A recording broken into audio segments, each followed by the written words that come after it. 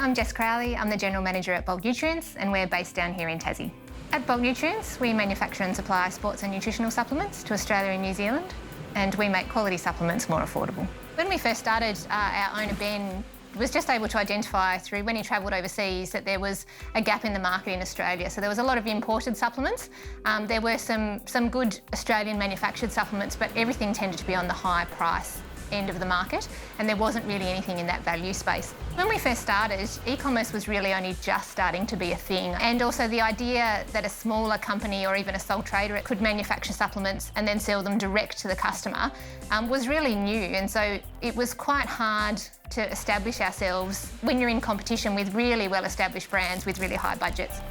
In the really early days, we used Google Ads with really small budgets. So we were very frugal. We wanted to make sure that the money that we had was really effective. So we started off with a budget of like $10 a day for Google. And then as our product suite grew and we started to have more products, we might add more budget.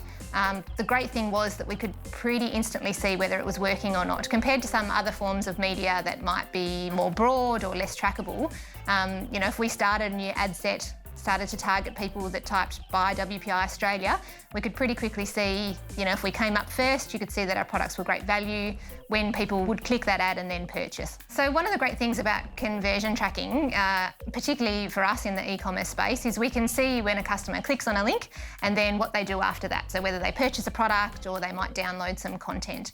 And we use that to inform what sort of advertising we might run and the budgets that we might put towards Google Ads, for example. Because of the way Google Ads is set up and the way that you can adjust how you want to attribute what you're actually asking people to do, what products of yours might they be interested in, whether that's something that you're selling or a service, and then starting with a really small ad set. So using Google Ads, picking something, putting a small budget to it and just seeing how it's working. So are you wanting them to purchase product versus are you looking for a lead generation measure? So for example, some of the things we might do is we'd provide a recipe ebook that would be free to a potential customer. You'd click through a Google ad, you'd download it, we'd provide you that content, and then when you're ready to purchase, we've linked back through that.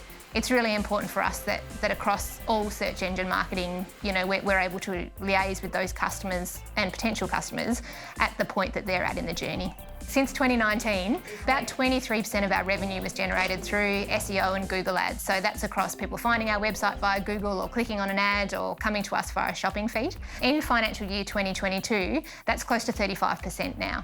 So that shows you how relevant and important Google Ads are to us as a business. Whether you're a shop front and you're attracting people from where you're located, to if you're selling anything online in any sort of e-commerce store, whether that's with bricks and mortar or on its own, you've got to be using Google Ads because you really need to get in front of people when they want to purchase. And we know that in Australia, the primary way that people will find a website is going to Google, either typing in a search term or typing in the name of that company or that service.